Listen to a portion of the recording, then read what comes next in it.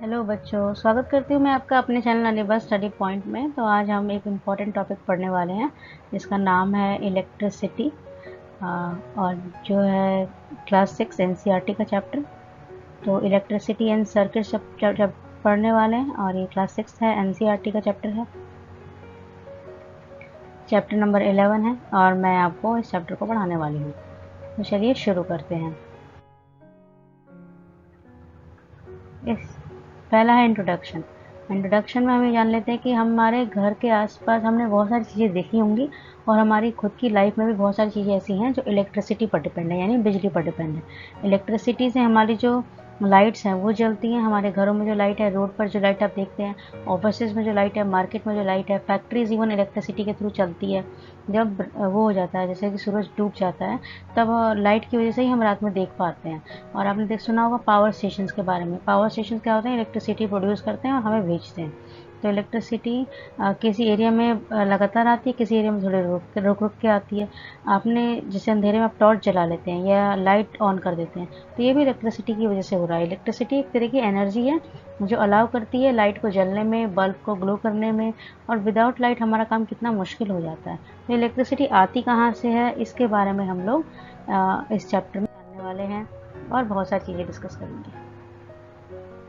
देखिए, ये हैंड एक तरह का पंप है जो लगाया जाता है वहाँ पर, वेल्स वगैरह में लगे रहते हैं, नल वगैरह में लगे रहते हैं। और ये स्ट्रीट लाइट है जो हम रात में देखते हैं रोड पर, क्योंकि रात में अंधेरा हो जाता है ना, सूरज रहता नहीं है।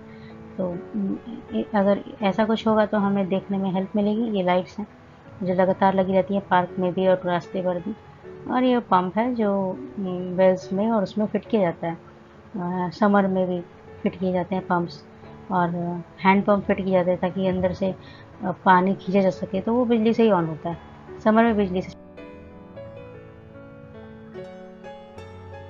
अब हम डिस्कस करने जा रहे हैं नेक्स्ट टॉपिक, जिसका नाम, जैसे कि ये फैक्ट्री का वो है, फैक्ट्रीज भी इलेक्ट्रिसिटी से चलती है। ये आपने नोटिस किया कभी?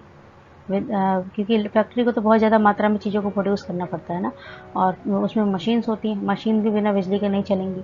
बहुत कम मशीन हाथ से काम बहुत कम जगह होता है फैक्ट्रीज में। मोस्टली जगह मशीन से काम होता है, और मशीन को चलाने के लिए बिजली की ज़रूरत पड़ती है, और बहुत सारे काम इसमें बिजली की ज़रूरत पड़ती है। तो हम पढ़ेंगे अब इलेक्ट्रिक सेल के बारे में। इलेक्ट्रिक सेल क्या होती है? आपने अपने घर में बैटरी देखी होगी, जैसे रिमोट के पीछे जो सेल डालते हैं, अलार्म में जो सेल डालते हैं, और जो हम हाथ में घड़ी पहनते हैं, या जो ट्रांजिस्टर रेडियोस होते हैं, कैमरास होते हैं, उसमें जो सेल डाली जाती है, तो उनको इलेक्ट्रिक सेल बोलते हैं। वो इलेक्ट्रिसिटी से ही होती हैं। तो आपने नोटिस किया होगा कि वो जो इलेक्ट्रिक सेल होती है ना, उसकी एक साइड तो एक कैप जैसा स्ट्रक्चर होता है जहाँ पर पॉजिटिव चार्ज है, और दूसरी साइड एक नेगेटिव चार्ज होता है। तो जो मेटल कैप होता है उसे पॉजिटिव टर्मिनल बोलते हैं बैटरी का, और जो मेटल डिस्क है जो नीचे वाला है, जहाँ पे कैप जैसा स्ट्रक्चर नहीं है, नेगेटिव यानी माइनस का साइन दिखाई दे रहा है, उसको नेगेटिव टर्मिनल बोलते हैं। तो इलेक्ट्रिक सेल होती है, उसके दो टर्मिनल्स होते हैं, पॉजिटिव और नेगेटिव टर्मिनल। जैसे कि ये देखिए, एक बैटरी का वो था। अब इलेक्ट्रिक सेल के बारे में जान लेते हैं कि इलेक्ट्रिक सेल करती क्या है। तो इलेक्ट्रिक सेल का काम होता है इलेक्ट्रिसिटी को प्रोड्यूस करना, यानी पैदा करना। इलेक्ट्रिक सेल के अंदर बहुत सारे केमिकल्स होते हैं जो स्टोर रहते हैं। तो जब हम किसी वायर को इसे जोड़ते हैं तो वो केमिकल्स एक्टिव हो जाते हैं और हमें अलाउ करते हैं उस इंस्ट्रूमेंट को चलाने के लिए। क्या आपने कभी सोचा है कि जो एक बल्ब होता है, उसके बल्ब तो जिसे आप बाहर से देखते हैं वो शीशे शीशे जैसा दिखता है, और अंदर बहुत सारी आपको वायर्स दिखाई देती हैं, छोटी छोटी वायर्स होती हैं जो जुड़ी रहती हैं। तो उनको क्या बोलते हैं? उनको बोलते हैं फिलामेंट्स। ये फिलामेंट्स होती हैं, ये दो मोटी वायर से जुड़ी होती हैं और एक मेटल केस से भी। और जो दूसरी जैसे एक बैटरी से जोड़ने जा रहे हैं हम, तो एक बल्ब के दो एंड है, एक को पॉजिटिव टर्मिनल से जोड़ देते हैं और एक को नेगेटिव टर्मिनल से जोड़ देते हैं। तो इससे क्या होता है? बल्ब ग्लो करता है। कभी भी दो इलेक्ट्रिक सेल के दोनों टर्मिनल को never join two terminal of an electric cell without connecting them through a switch and device like a bulb। मतलब बिना बल्ब और उससे कनेक्ट किए आप इलेक्ट्रिक सेल को मत जोड़िए। इफ़ यू डू सो, अगर आप ऐसा करते हैं तो इलेक्ट्रिक सेल में जो केमिकल्स होते हैं वो यूज हो जाते हैं बहुत जल्दी और सेल काम करना बंद कर देती है। तो इलेक्ट्रिक बल्ब के भी दो टर्मिनल होते हैं, इलेक्ट्रिक सेल के भी दो टर्मिनल्स होते हैं, और इनको आपस में जोड़ा जाता है तभी बल्ब ग्लो करता है। जैसे कि ये इलेक्ट्रिक बल्ब, जिसमें आपको अंदर अंदर फिलामेंट्स यहाँ पे दिखाई देते हैं। यहाँ पे जो पत्ते से फिलामेंट्स दिखाई देते हैं, 2 मोटी वायर से ये लोग जुड़े रहते हैं। और है ये देखिए, ये बैटरी का जो ऊपर वाला स्ट्रक्चर है, ये बैटरी का जो ऊपर कैप जैसा स्ट्रक्चर है, और ये नीचे नेगेटिव साइन वाला है, इसको बल्ब के इस वाले पार्ट से जोड़ दिया और ऊपर वाले को इससे, तभी बल्ब ग्लो कर रहा है। देखा, आप इन वायर्स की पोजीशन को चेंज भी कर सकते हैं तो बल्ब ग्लो करेगा, लेकिन एक पॉइंट से एक ही वायर जुड़ी होनी चाहिए। आप एक पॉइंट से बहुत सारी वायर्स नहीं जोड़ सकते।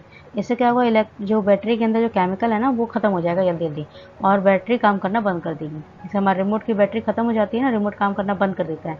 तो क्यों करता है? क्योंकि अंदर का केमिकल खत्म हो गया। फिर हम नया सेल खरीद के लेके आते हैं अपने काम करने के लिए। अब है bulb connected to an electric cell.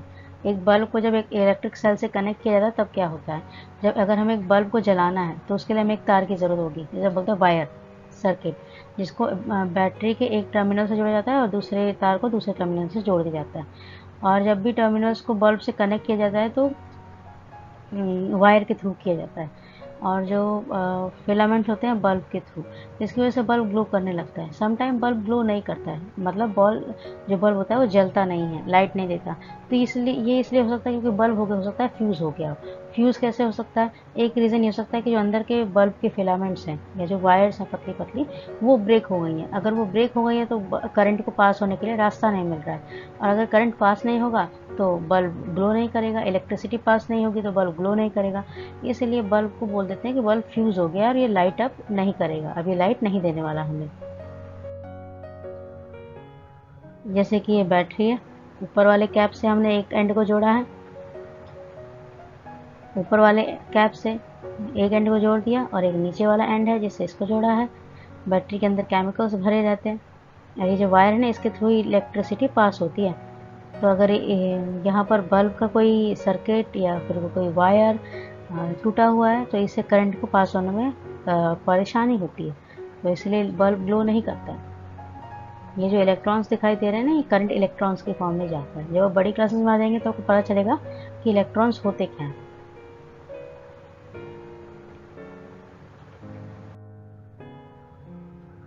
अब इलेक्ट्रिक सर्किट की बात कर लेते हैं। इलेक्ट्रिक सर्किट क्या होता है? Electric circuit means electric wire. Electric wire का क्या काम होता है? इलेक्ट्रिक वायर एक तरह का रास्ता बनाते हैं जिससे इलेक्ट्रिक करंट पास होता है। और जैसे कि हमने बैटरी से कनेक्ट किया था ना बल्ब को, तो कैसे किया था? इलेक्ट्रिक सर्किट के थ्रू किया था। तो वो क्यों किया? ताकि करंट पास हो और बल्ब ग्लो करने लगे। तो इलेक्ट्रिक सर्किट काम होता है करंट को पास होने में हेल्प करना। इलेक्ट्रिक सर्किट है जो करंट को डायरेक्शन देते हैं कि करंट किस डायरेक्शन में जाएगा। और जैसे कि ये देखिए, ये इलेक्ट्रिक सर्किट है, ये एक नेगेटिव से जुड़ा हुआ है और एक पॉजिटिव पार्ट से जुड़ा हुआ है। तो ये इलेक्ट्रिक सर्किट है।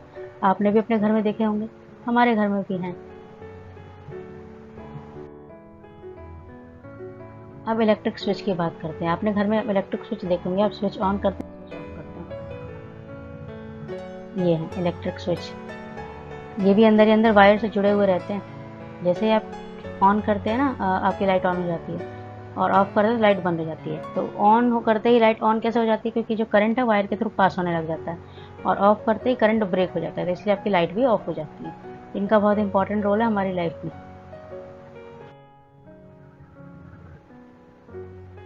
अब इलेक्ट्रिक कंडक्टर्स क्या होते हैं और इंसुलेटर्स क्या होते हैं? तो इलेक्ट्रिक कंडक्टर्स वो होते हैं, जैसे कुछ मटेरियल होते हैं जो अलाउ करते हैं करंट को पास होने में, मतलब करंट उनके थ्रू जा सकता है, उस रास्ते से जा सकता है। तो उनको बोलते हैं इलेक्ट्रिक कंडक्टर, जो कंडक्ट करते हैं, इलेक्ट्रिसिटी को जाने में हेल्प करते हैं। लाइक आयरन, नेल, वाटर, और ह्यूमन भी, हमारे थ्रू भी करंट पास होता है। Safety pin. और कुछ मटेरियल होते हैं जो अलाउ नहीं करते इलेक्ट्रिक करंट को अपने थ्रू जाने में, उनको इंसुलेटर्स बोलते हैं। जैसे कि रबर, प्लास्टिक, एयर, क्लोथ। कभी आपको बोला जाता है ना कि रबर की चप्पल पहन लो, या प्लास्टिक होना चाहिए तो आपको करंट नहीं लगेगा। एयर में भी करंट नहीं लगता है, और कपड़ों में भी करंट पास नहीं होता है। तो इलेक्ट्रिक कंडक्टर्स और इंसुलेटर इन्हीं को बोला जाता है।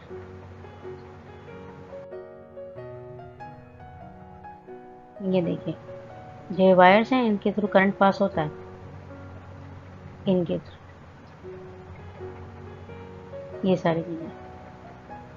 और ये इंसुलेटर के एग्जांपल्स हो सकते हैं, यानी रबड़ के जो टॉयज़ हैं इनके थ्रू करंट पास नहीं होगा, क्योंकि ये रास्ता नहीं देते हैं करंट को पास होने के लिए, अलाउ नहीं करते। Thank you. आई होप आपको समझाया हो, समझ में आया हो, और कोई अगर डाउट भी है तो आप कमेंट बॉक्स में मुझे बता सकते हैं। और प्लीज़ मेरे चैनल को लाइक सब्सक्राइब करना ना भूलें, क्योंकि बहुत आपका सपोर्ट बहुत ज़रूरी है, और हम नए नए वीडियोज़ लाते रहेंगे आपके लिए। तो thank you and have a good day.